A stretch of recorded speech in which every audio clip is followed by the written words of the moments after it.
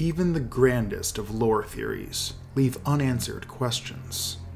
What is the role of sound in a world defined by light? Why are yellow and gold so similar when they represent metaphysical opposites? And was the great work underlying America's godhood ever finished? Or is the world trapped in a perpetually incomplete state? It's time to answer all these questions and more. So whether you're new to the Grand Unified Theory or a master of metaphysics, there's going to be something for everyone. This is Gut Check.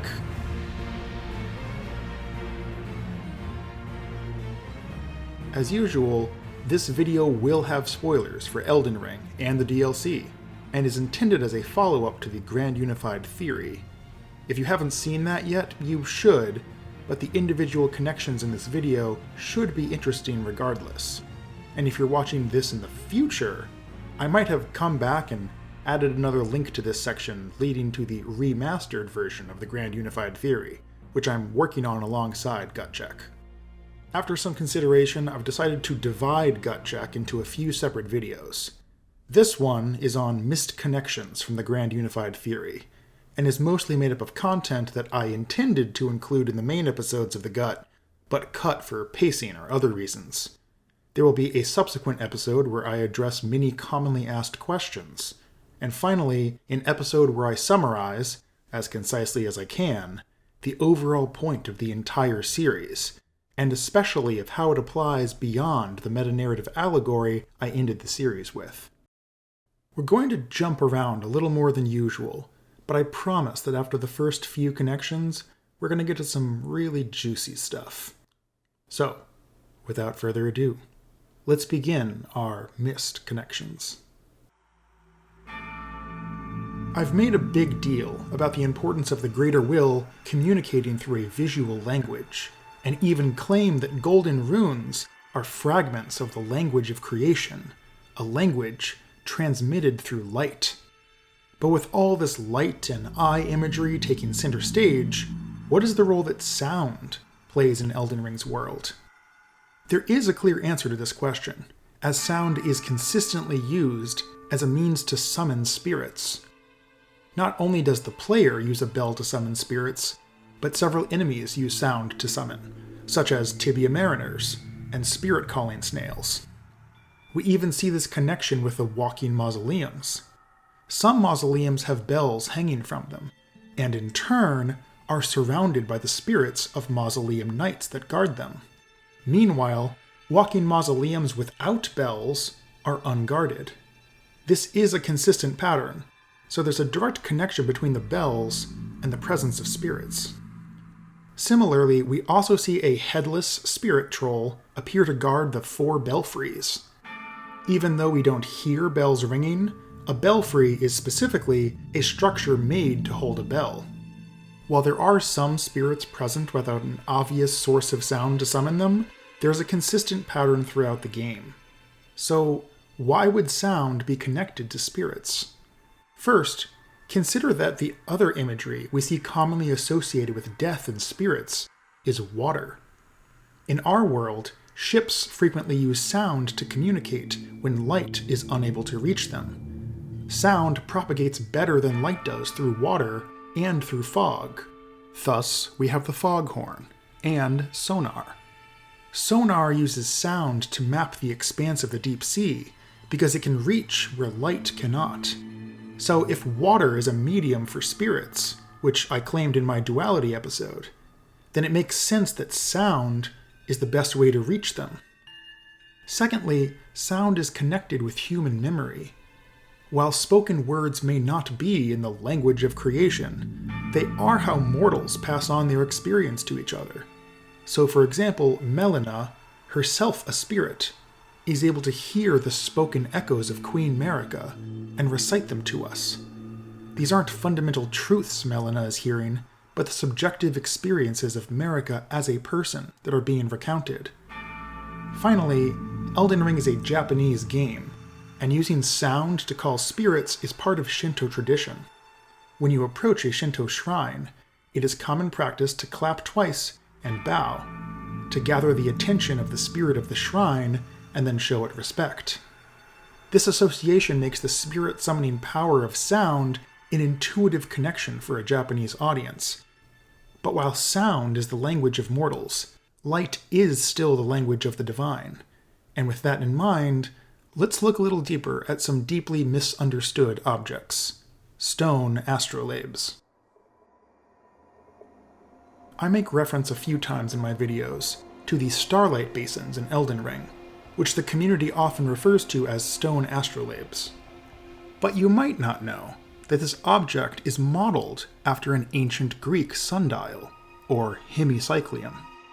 There are multiple Reddit threads that have mentioned this, so I'll link below to the first one that I happened across. The needle that extends from the center of this arc will cast a shadow that moves over the course of the day, making this object effectively just half of an analog clock.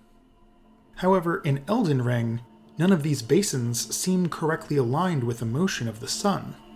Rather, these stone basins are clearly connected to starlight, as they are the primary place we find starlight shards throughout the game. There is a possible connection here back to quantum mechanics. As I discussed in my Vision episode, light and other quanta in our world need to be observed to have their position fixed. However, observation in this context doesn't have to be done by a human eye. Any kind of measurement will fix a particle in place. So a sundial or a star dial, by measuring light, can act like an artificial eye. That means starlight basins may be creating starlight shards simply by measuring starlight, and therefore causing the light to assume a fixed position. This is made extra literal in Elden Ring by having the starlight crystallize and become a solid object. While we're talking about vision, let's also talk about the Emission theory of vision and the evil eye. There's an antiquated theory of vision that may sound silly at first glance, but connects to some pretty deep human intuitions. Plato and most of the ancient Greeks believed that vision was possible because of a kind of invisible fire that would reach out from your eyes and touch the world. This fire would interact with the light that was ambiently present and become perception. One possible reason that this theory was popular even into the Middle Ages is that animals such as cats and foxes have highly reflective eyes that appear to glow in the dark. If cats emit light from their eyes in a fairly obvious fashion, perhaps humans do it, just in a more subtle fashion. Either way, this model of vision connects to a belief that vision can influence the world around us, a belief that underlies the myth of the Medusa, for example, and the very widespread superstition of the evil eye. The evil eye is a kind of curse brought about by a malevolent gaze, particularly of those who envy you. To ward against this curse, talismans and amulets, such as the Nazar, have been popular throughout the Middle East, Central Asia, and parts of Europe for thousands of years. So what does all of that have to do with Elden Ring? Well, I dedicated a whole episode of the Grand Unified Theory to vision, and the idea that within the lore of the game, we literally shape the world around us through our vision of it.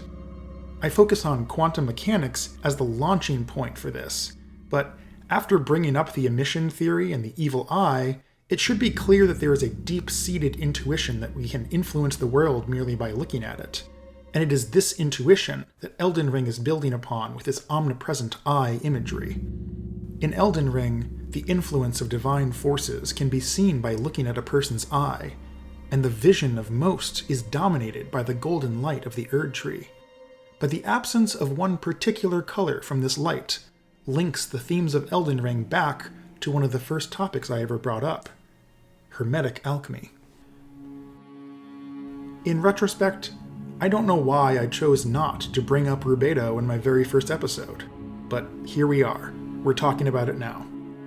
I did mention hermetic alchemy in my first video, and suggested that Marika can be understood as an alchemical rebus, a union of opposites, most obviously symbolized by her sharing her identity with Radagon. In short, Marika merged with Radagon and bearing the Elden Ring is essentially a philosopher's stone. In historical writings, there's a standard set of alchemical stages that are supposed to lead to the creation of the philosopher's stone. Different alchemists suggest a different number of stages, but there are 4 near-universal stages that are each associated with a particular color.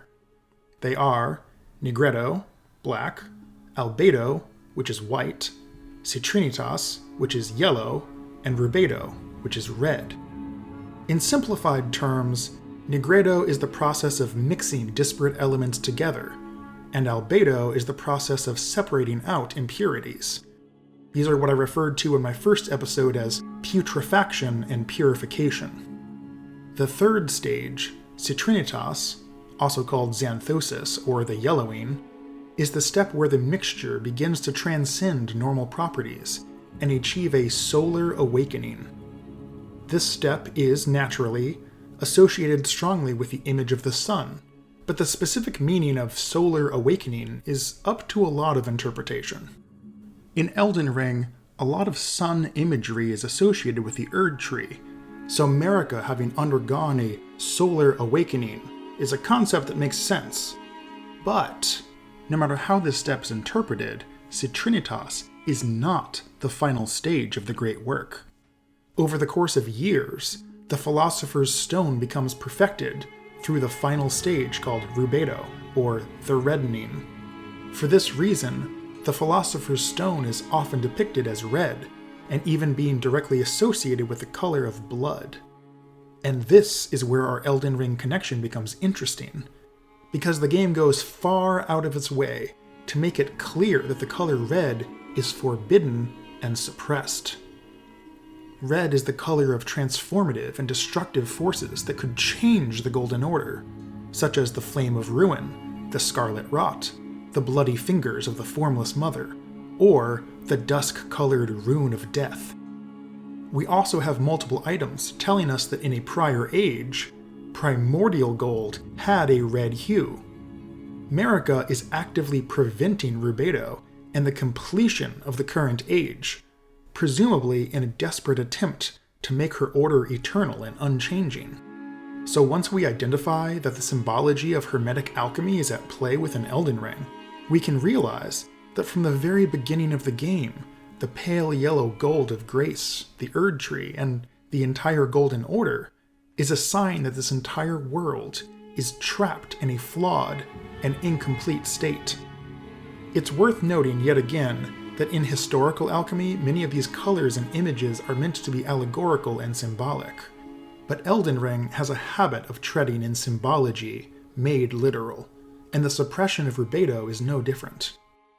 It's also worth noting that Carl Jung, who was mentioned in my duality episode, was also fascinated by alchemy and devised a set of psychological archetypes that correspond to the stages of the great work, culminating in Rubedo being the actualization of the individual self. I don't have time to fully delve into the Jungian interpretation here, but it's certainly fair to say that Marika has a complicated relationship with identity, and has not fully accepted aspects of herself. You're also likely to find a lot of Jungian analysis mixed in with historical alchemy if you go looking up these connections yourself, so be prepared for that. Now you might have noticed that I've been referring to yellow and gold almost interchangeably in this section, and that sets us up nicely to discuss Horseshoe Theory. There's a point I raised, but never explained in my color theory video. If the game didn't tell you in advance that this color was gold and this color was yellow, would you be able to tell which was which? The similarity of gold and yellow might unsettle us, because within Elden Ring's lore they represent deeply opposed divine forces. Gold is associated with the greater will, and is the color of order. Yellow is the color of the frenzied flame, and represents chaos. And yet these two extremes are repeatedly juxtaposed. The 3 fingers that bear the yellow flame of frenzy are not found in the distant reaches of Elden Ring's map, but directly underneath the golden capital of Leyndell. Midra, who rises as Lord of Frenzied Flame, is found impaled by a weapon that says, "There is something of the Golden Order in the sight of those fixed upon this crux." I noted before that the image of Midra parallels the image of Marika, with the golden arcs of the Elden Ring extending inside her. This also doubles as a direct comparison between Marika's Golden Order and the people she despised more than any other, the Hornsent. Either way, the comparison leads us to Horseshoe Theory. This is a notion usually brought up in political discourse, to suggest that extreme enough ideologies, even when opposed, start to look similar to each other, and have a high risk of collapsing into anarchy or authoritarianism, or one followed shortly by the other. Now, I'm not actually here to talk about politics today, but for the purpose of our discussion, consider that this dynamic also applies to ideas themselves. The distance between great love and great hatred, or between madness and genius, can be a mere hair's breadth. The kind of nuance and complexity found in everyday reality depends on a delicate balance of forces, but grand ideas have a tendency to impose unnatural simplicity on the world. The Golden Order is attempting to create a perfect and unchanging state for the world, and stamp out or suppress anything that challenges that vision. But in its own strange way, the frenzied flame of chaos is attempting to achieve the same thing: a perfect, unchanging state for the world, after all that divides and distinguishes has been melted away. Once the great fire has finished raging, it may no longer make sense to call the result chaos, because it would end with a perfectly ordered, perfectly divine world, where all is one again. And there's another strong parallel the game makes between the Lord of Frenzied Flame and the God Queen of the Golden Order: ascension through suffering. Midra's eternal torment is implied to gradually strengthen his connection to the Three Fingers, and when he has endured enough, he arises as the Lord of Frenzied Flame. But at the same time, the game draws our attention to the great suffering in Marika's past, and the great torment endured by the shamans that underlies her own godhood. We also have Mikola, who repeatedly claims that his own path to godhood is motivated by the great suffering he sees in the world around him. In short, mortal lives depend upon a delicate balance within the world, and great suffering leads one to instead reject the world as it exists and seek refuge in the divine. The many forms of solace offered by divinity end up more similar than they first appear. The oblivion of St. Trina's deep sleep, the serene madness of the Lamenter, or the eradication of boundaries by the flame of frenzy, all lead to an end of complexity, an end of individuality, and an end of suffering. So, gold and yellow are similar in color because they represent aspects of the same divinity, just as the 2 and 3 fingers imply a single complete hand. Speaking of a lost divinity, there's one more topic I didn't get to, and it also connects to color theory, namely, the lost dragon god. So I wanted to have a section here connecting the red lightning of the ancient dragons to Rubedo, and talking more about the era of Placidusax and the fate of the lost dragon god. But the truth is, I have so much to say about it that I've decided to spin this off into a future Between Meanings episode, all about the ancient dragons. In the meantime, I have 2 more episodes of Gut Check coming soon. Part 2 will answer many frequently asked questions, and Part 3 will address directly what the punchline is of the Grand Unified Theory in more concrete terms. Then I'll release a remastered version of the whole gut, so that it has a cleaner presentation for anyone new to it moving forward. I'm hoping to put that all out in fairly quick succession. If you want to support this channel, I just started a Patreon, and joining there helps me to focus time on content creation, which means more videos.